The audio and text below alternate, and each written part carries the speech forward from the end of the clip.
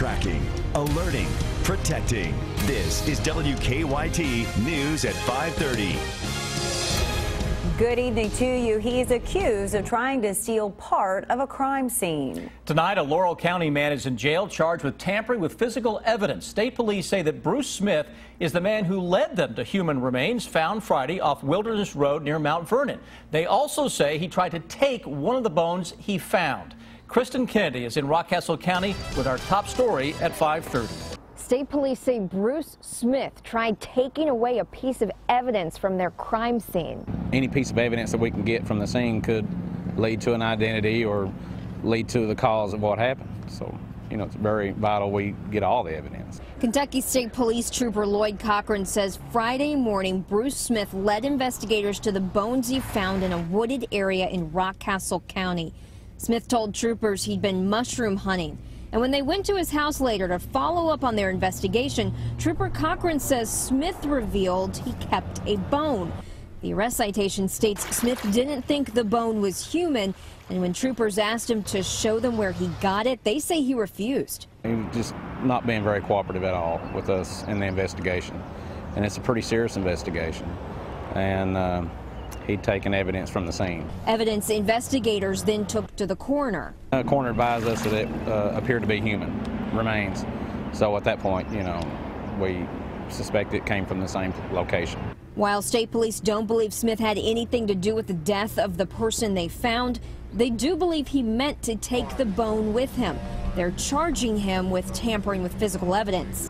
Smith did not want to talk from jail. In Rockcastle County, Kristen Kennedy, WKYT. Smith is scheduled to be back in court on May 6th. Police are investigating after human remains were found inside a burning vehicle. Our county-by-county coverage at 5:30 begins in Oldham County. Police say the original call came in as a vehicle on fire on Highway 393 near Buckner. When firefighters put that fire out, they found the remains. Scorch marks can be seen on Highway 393, but police say there was no sign of a crash. Investigators are trying to figure out how long the vehicle had been on the side of the road. An autopsy has been done, but authorities are not releasing the cause of death just yet. In Whitley County, police arrest 2 people after finding 2 meth labs in an apartment with children. Gary Smitty and Melissa Smitty face drug and endangerment charges. Police say they found the meth labs in an apartment on Brush Arbor Road in Williamsburg after receiving a complaint. The children were taken from the home and placed with social services. And in Laurel County, 2 men are charged in a shooting have pled not guilty. Caleb McKitty is charged with attempted murder in the shooting of Pamela Newcomb on Hazel Patch Road in March. Eddie Eversole was also shot but is charged with complicity to commit murder. Both men also face robbery, burglary, and assault charges. The Times-Tribune reports they'll be back in court on June 22nd. The death toll continues to climb from Saturday's earthquake in Nepal. Tonight, more than 5,000 people are dead. The UN says 8 million people have been affected by the tragedy. That includes a student from Powell County. Jennifer Palumbo is at the live desk with his story. Jennifer? Sam Daxon Caudill is working to become a monk. He left Clay City nearly 2 years ago to study at Kathmandu University. He was sleeping last weekend when the earthquake hit. But I'm in my room trying to sleep, and all of a sudden I wake up, and the bed is shaking violently. And most of the buildings here are 5- or 6-story concrete structures, and poured concrete with rebar. And we had been trained to duck cover and hold on, and so that's basically I just rolled under my bed and held onto the leg of the bed until the major shaking stopped. Caudill says tremors are frequent where he is, but so far no major aftershocks. He did have to sleep outside for several days. And despite all the loss of life and destruction, Caudill says people are coming together to help one another. Everybody here is very supportive and kind, and just, it's like Kentucky was probably 50 years ago or 100 years ago. You show up at some farmer's house and it's like, oh yeah, here, sleep in the hayloft, or, hell, here's a bed, sleep in here. People are very giving and just like, hey, come eat supper with us. It's the way Kentucky used to be. While power outages are widespread and internet service is spotty, Caudill was able to call us and has been able to post a few messages on his Facebook page.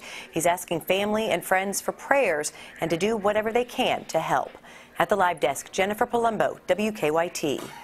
Cottle had already bought a plane ticket to fly back to Kentucky before the earthquake hit.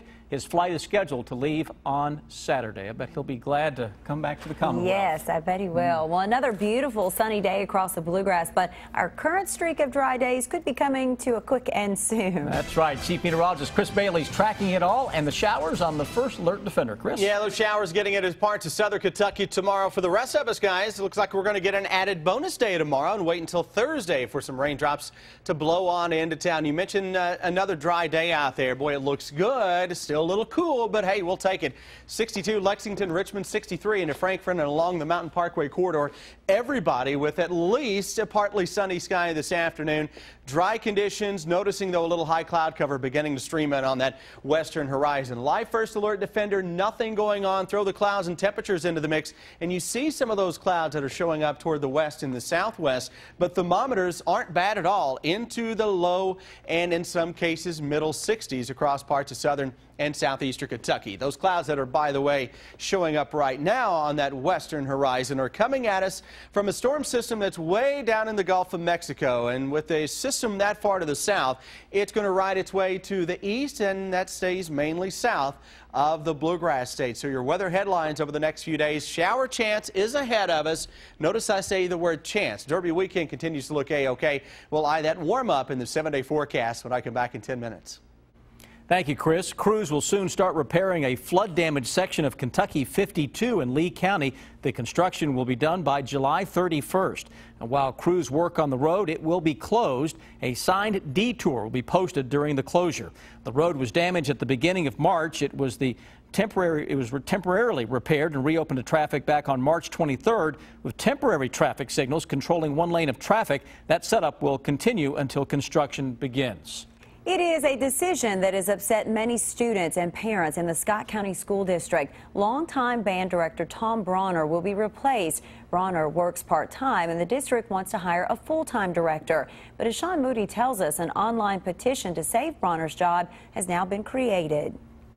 Well, the online petition started yesterday. Since then, it's gotten more than 1,600 signatures. The school board says it's time to hire a full-time band director, but students and parents say they need to let Tom Bronner finish out his career first.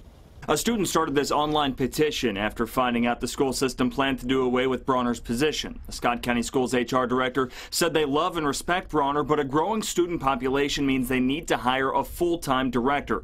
Bronner retired in 2011 but has been teaching part-time. The online petition has reached more than 1,600 signatures, and students plan to put up these signs at school today. Bronner's taught band for nearly 20 years there, and parents said they don't want to see him let go. You've got probably parents and grandchildren being touched just by one man who made a difference in a community. Now, Bronner didn't want to go on camera for this story, but he did tell me over the phone that he's dedicated his life to this band and he wants to finish his career out on his terms. In Georgetown, Sean Moody, WKYT. The HR director told us that Bronner would be welcome to apply for the full-time job. No doubt about it. It's an exciting week here in Kentucky with the Derby on Saturday. Tomorrow afternoon at 5:30, the post position draw will put the horses in their places out of the starting gate. And one of our viewers has a good question about the Derby: prize money. How much money will the Derby winner probably take home? We did some checking. 20 horses will go to the 1.25 mile distance, the fastest 2 minutes in sports. This is the 141st running of the Derby, with a $2 million purse up for grabs. So here is how the purse will probably break down. The Derby winner receives a gold trophy and an estimated $1.24 million. Last year's winner collected $1.4 million. The Derby runner-up receives $400,000. Third place, $200,000. Fourth, $100,000. And fifth, $60,000. The winning jockey, by the way, takes home 10% of the horse's winning purse, so about $120,000 to $140,000. That's before taxes and paying their agent. If you have a good question, go to WKYT.com. Follow WKYT online at WKYT.com. Join the conversation on Twitter and become a part of the WKYT Facebook family. Presidential candidate and Kentucky Senator Rand Paul is critiquing a decision made by former President George Bush. And Republican candidate for governor James Comer announces his policy initiatives. Bill Bryant has details in the bottom line. Good evening. Presidential candidate and Kentucky U.S. Senator Rand Paul says it was a mistake to remove Saddam Hussein from power in Iraq. The New York Times reports it came as Paul campaigned for the votes of supporters of Israel. He tried to convince them that he is not an isolationist, as many have portrayed him to be. In reference to Saddam Hussein, Paul said each time a secular dictator is toppled, radical groups tend to take over and things become chaotic. He said that President George W. Bush's administration made a mistake by toppling Hussein. Paul insists again he is not isolationist, but he says he considers war a last resort. Republican candidate for governor James Comer now says he would work to abolish legislative pensions, or at least make them optional, if he's elected to the state's top job. It comes as a group called Citizens for a Sound Government started running an attack ad criticizing Comer for voting to raise legislative pensions back in 2005. Comer told reporters that he would file legislation with lawmakers allowing them to opt out of those pensions. A spokesman for the group running the ad says Comer is ducking his vote to raise those legislative pensions 10 years ago. There are more predictions of a low voter turnout in Kentucky's May 19th partisan primary. In 2011, despite a spirited race between former Senate President David Williams and businessman Phil Moffitt, turnout statewide was only 10%. If that holds this time, that could mean only around 150,000 Republicans heading to the polls on May 19th. We'll have more coverage of the same-sex marriage cases that went before the U.S. Supreme Court today. That's ahead shortly from our WKYT Washington Bureau and on the CBS Evening News. Bill Bryant, WKYT. A reminder, Western Kentucky University is hosting a debate for 3 of the Republican candidates for governor. Matt Bevin, James Comer, and Hal Heiner will debate tonight at 7 o'clock. Will T. Scott will not be there. If you want to watch the debate, you can watch a live stream of it on WKYT.com. Some Transylvania University students got some hands-on experience at Camp Nelson today. Students dug through several layers of dirt looking for their next big find. Today they found old eating utensils. On top of that, the students were led by their instructor, Chris Begley, who has been recognized by Men's Journal magazine as one of the 50 most adventurous men.